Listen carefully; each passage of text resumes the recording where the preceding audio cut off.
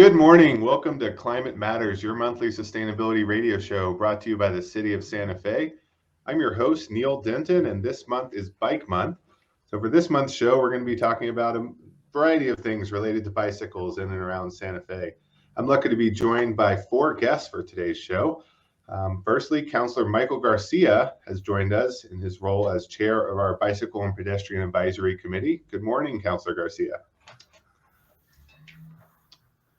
Thanks for joining us. And we've got Cal Spencer. He's the vice chair of the Bicycle and Pedestrian Advisory Committee. Would one of you like to tell us about the Bicycle and Pedestrian Advisory Committee? Sure, I can go ahead and kick off, and then I'll hand it off to Vice Chair Spencer. So the Bicycle Pedestrian Advisory Committee is a citizen-led advisory committee that advises the city on how we can best support bicyclists and pedestrians in our city. Previously, this committee was known as BTAC, Bicycle Trails Advisory Committee, and we've modified that over the last couple of years to include pedestrians. So the purpose of the advisory committee is to really take a hard look at how the city can best implement policy that supports bicyclists and pedestrians throughout our city. And our committee has been hard at work.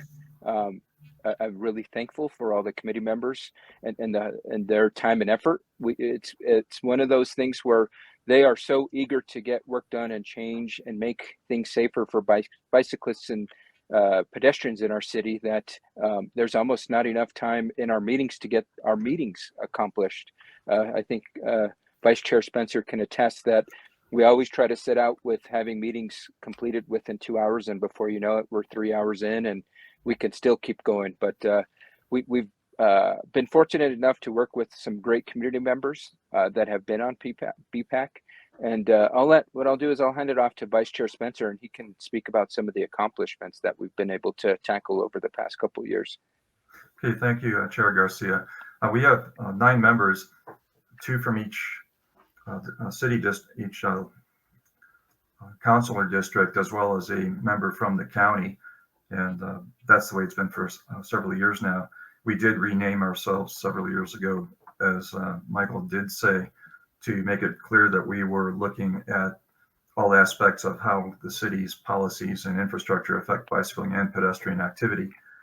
This last year, among the things we've done was we developed a strategic plan so we could look at the long and intermediate haul in terms of where we wanted the committee to go, instead of looking at very short term. So things like planning and zoning, how bicycling and pedestrian activity interact with motor vehicle and mass transit, things like that. We amended a resolution concerning maintenance and installation of bicycle and pedestrian facilities to ensure that they're kept up to date and that they don't fall into disrepair, but if anything are improved. And this last year we worked quite a bit. Yolanda Eisenstein was the lead member on working on the city e-bike ordinance, which the city did pass. So that was the first time that any organization, any government organization in the state of New Mexico had actually defined what an e-bike was for the purpose of law. And that was a real problem because there were some serious questions as to how they fit in, how they could be regulated, whether they were motor vehicles or bicycles or neither fish nor fowl. So those are some of the big things we did in the last year and a half.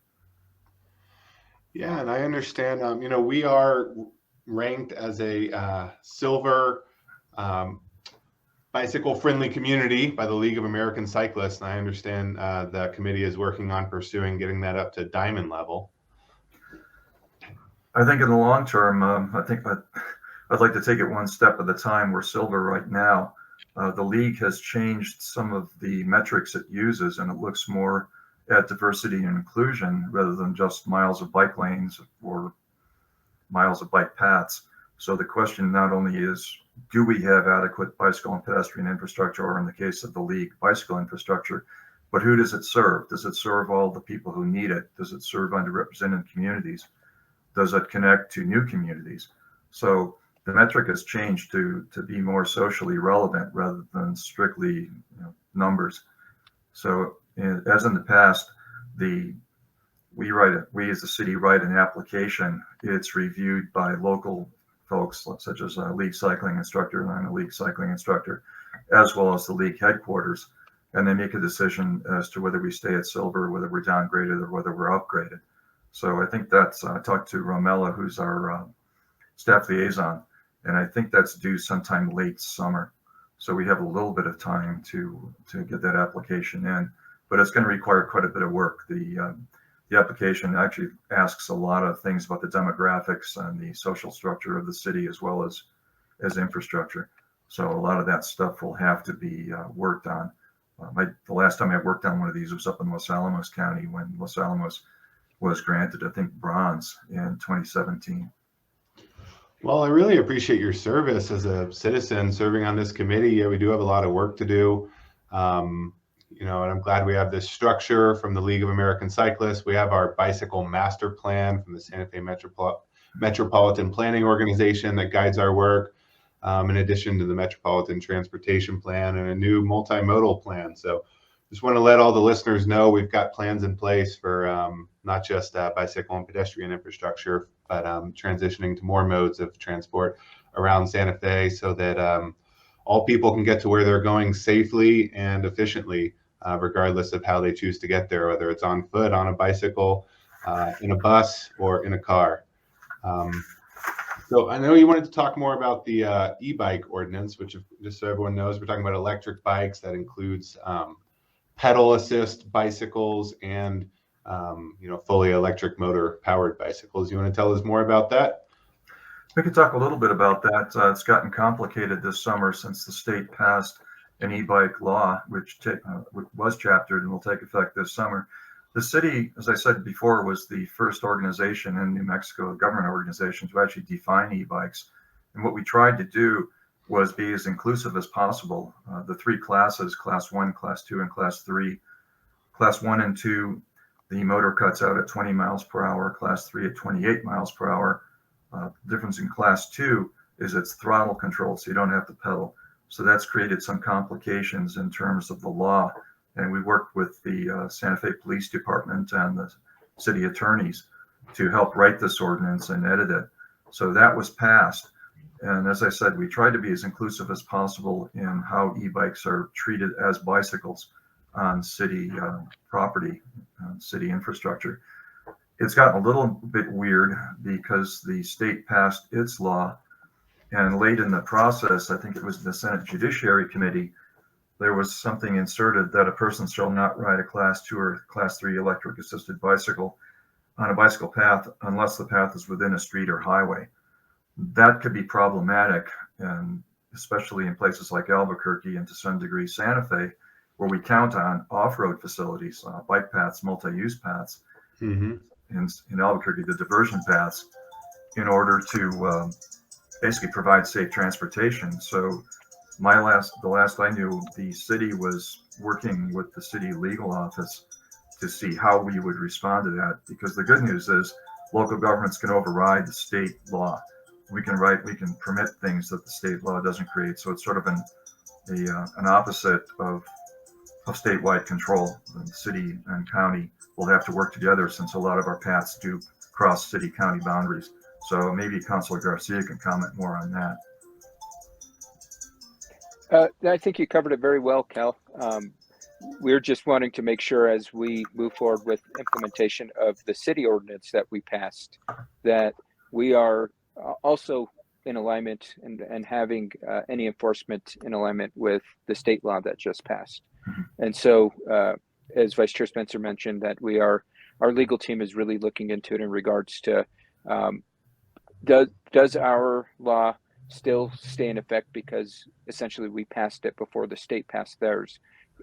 Given we are a home rule city, it was allowed that we were able to set the restrictions and requirements in place, and do those stay in place given that they were could be potentially grandfathered in. So we hope to have an update on that soon, just because we know that the momentum, so to speak, that e-bikes we're seeing in our community in regards to the purchase and use in our community is growing. And we want to make sure that as it grows, we not only support it, but we make sure we're in alignment with any enforcement that needs to be conducted by whether it be our police force or any powers that be. Yeah, and I think it's not even clear right now how many class 2 and 3 bikes there are out there. Most of the ones I've looked at in bike shops and on the trails seem to be class 1, so they're safe anyway. And I think the concern is more class 3s because they're pretty powerful and they can go pretty fast. So that's led to some concerns. Is the infrastructure adequate for that kind of machine? So we're going to have to work all through these things with baby steps and probably figure it out on the fly to some degree, as well as figure out what the law permits and doesn't permit.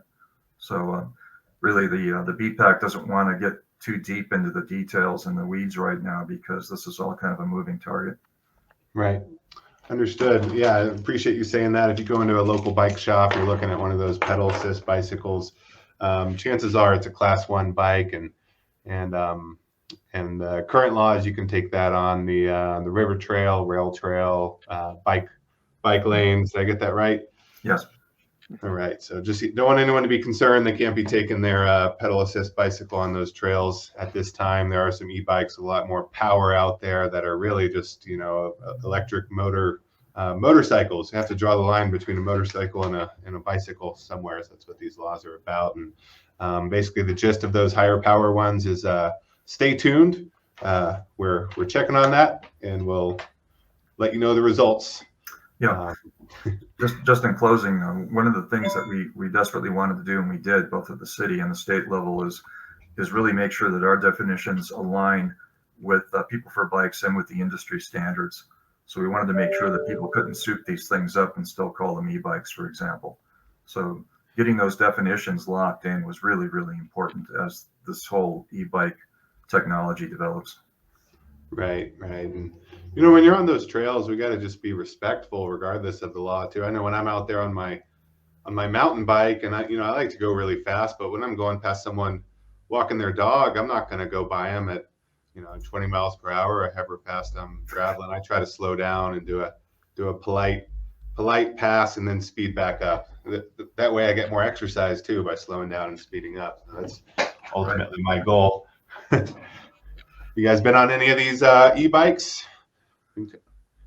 Not me. No, you're not an e-bike rider. What about you, counselor? I've ridden one once before, and it definitely is a help when you get a little tired and fatigued and you need that extra boost. But haven't taken the full dive into purchasing an e-bike yet. Yeah, I really like how they provide more mobility options for people regardless of their fitness level. Just take, for example, El Dorado. You've got the rail trail going straight to El Dorado. And then, if you live in the back of El Dorado, you have to go around by car and do this long drive. If I lived out there, I'd love to be able to commute on that trail with a little bit of help from the e-bike. It's a bit far for the daily commute.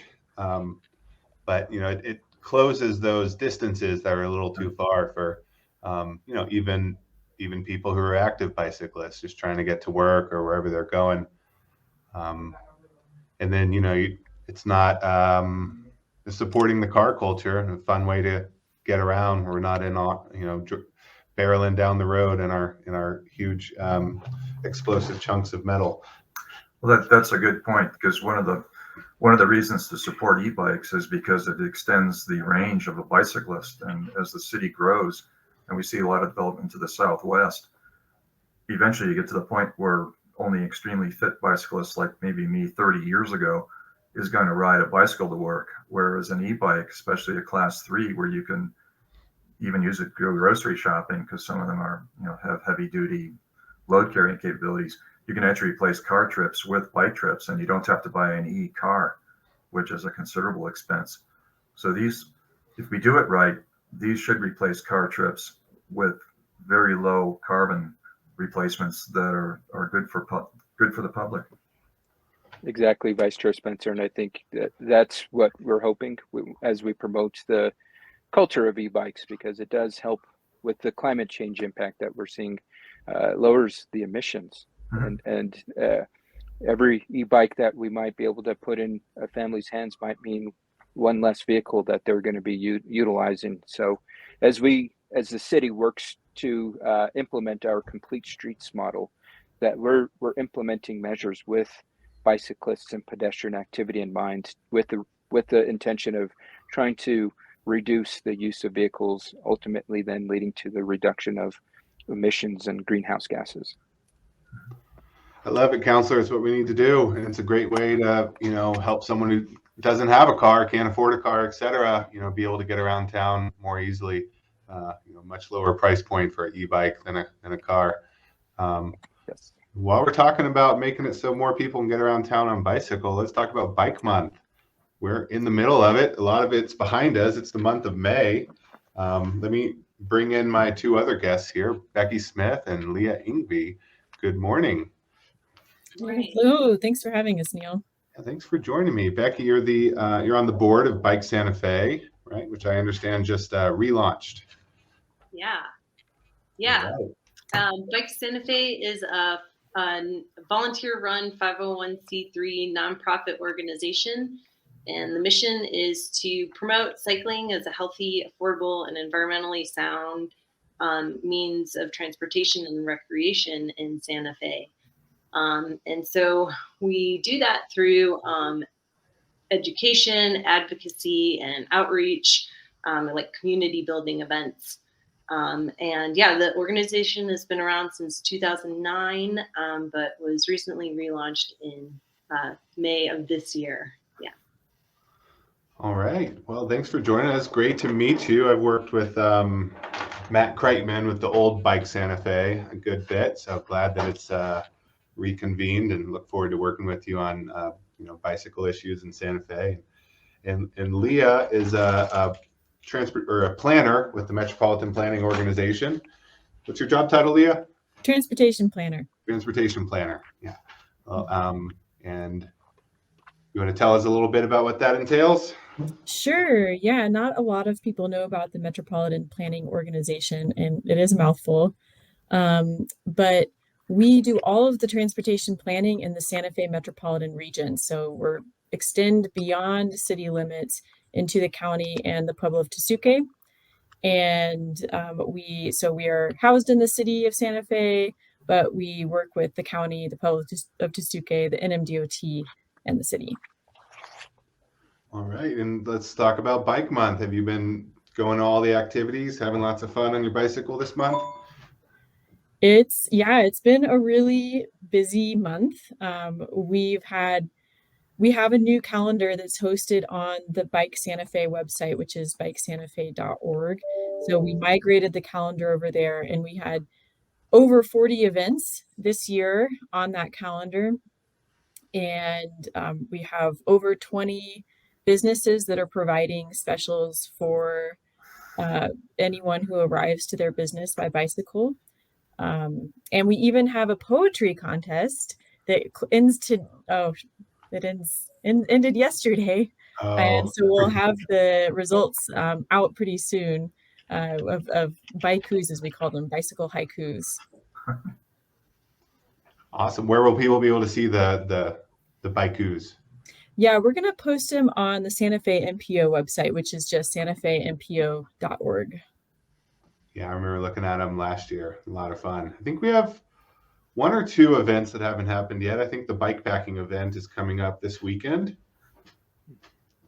Yeah, we've got the bike rodeo. Yes, this weekend yeah, as well. we have some really good events still coming up. So actually, today Bike Santa Fe is having a happy hour. I don't know, Becky, do you want to talk about that, and then I can jump into what else we have coming up?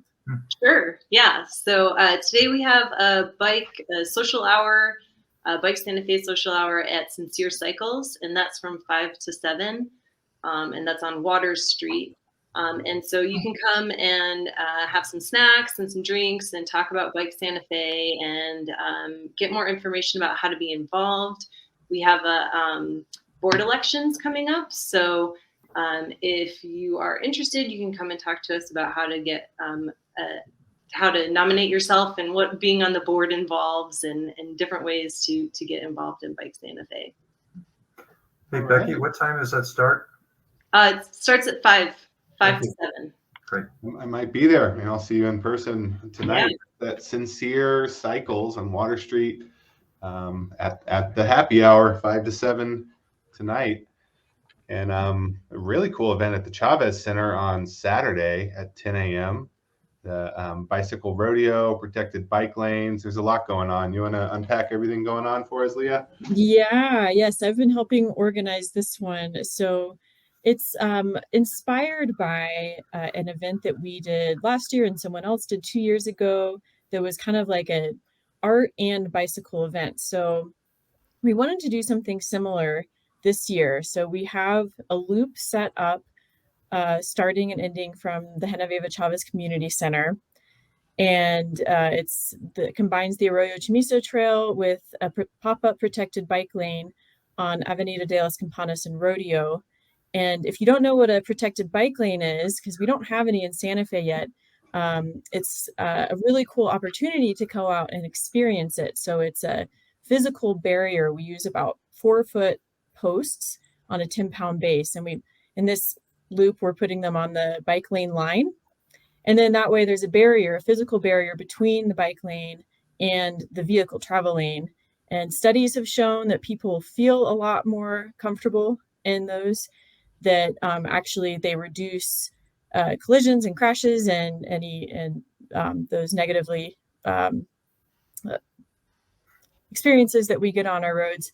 Our cities have shown that they reduce speeding, and they also, in cities that have produced a lot of these protected bike lanes, they also encourage more people to get out and ride because they feel safer. So we are just it's a 3-day event with the pop-up protected bike lane on this one little section of Avenida de las Campanas and Rodeo. And then on Saturday from 10 to 2, we're going to have events going along with this loop. So we're doing face painting in front of the GCCC.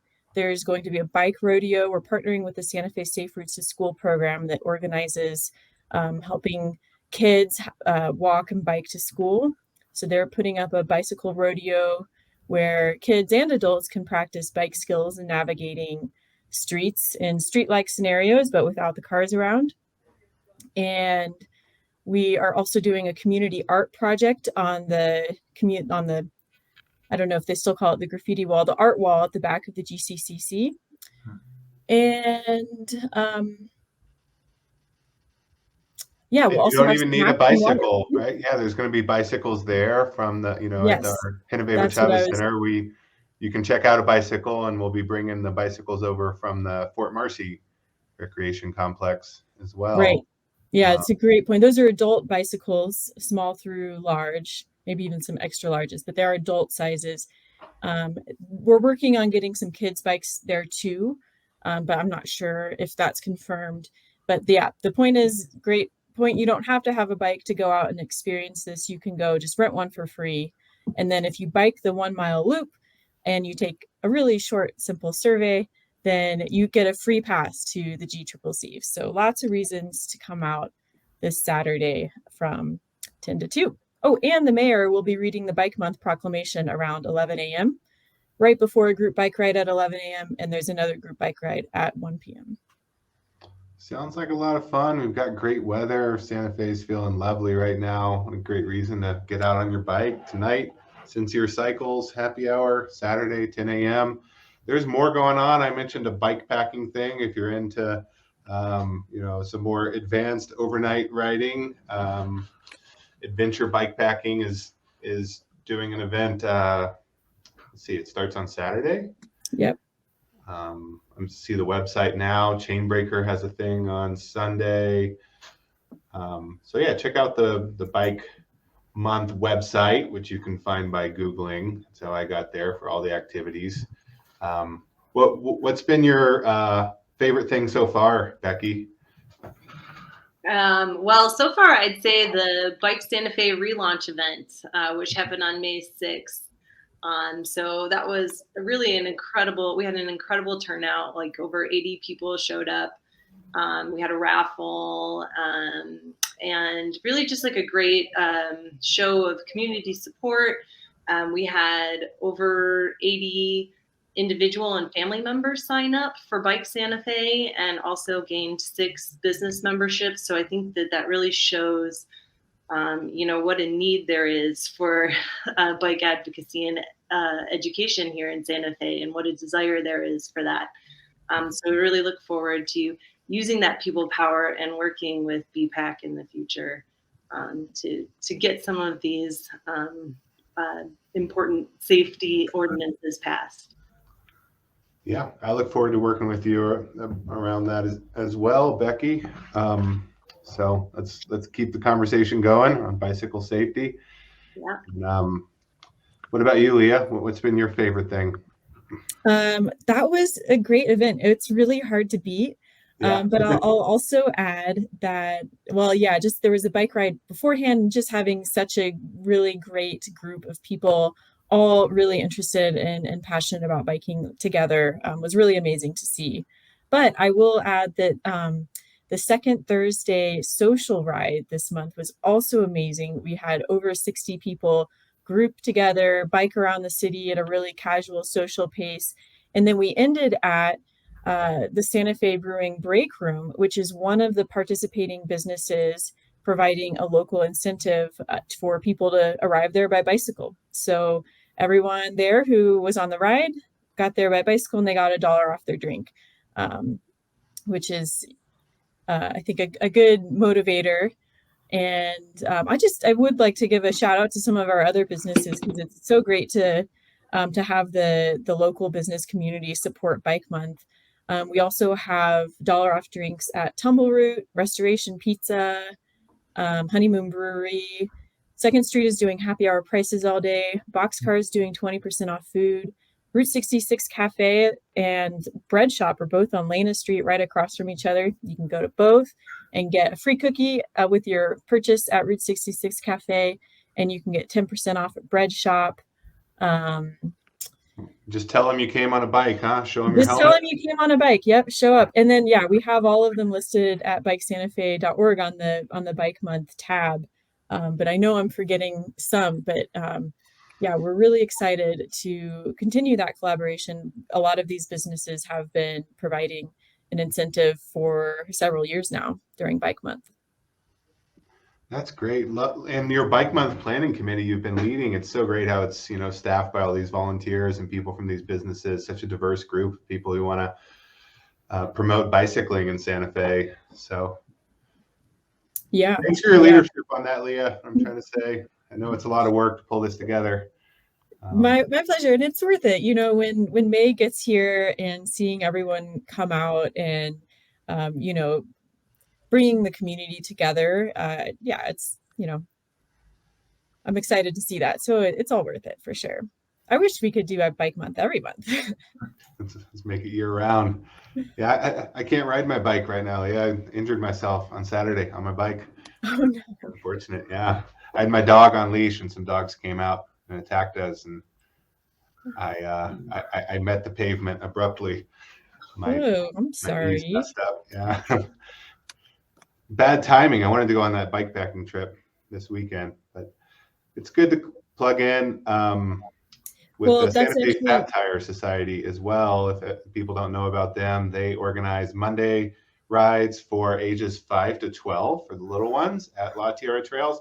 And I think it's Thursdays they have their adult rides.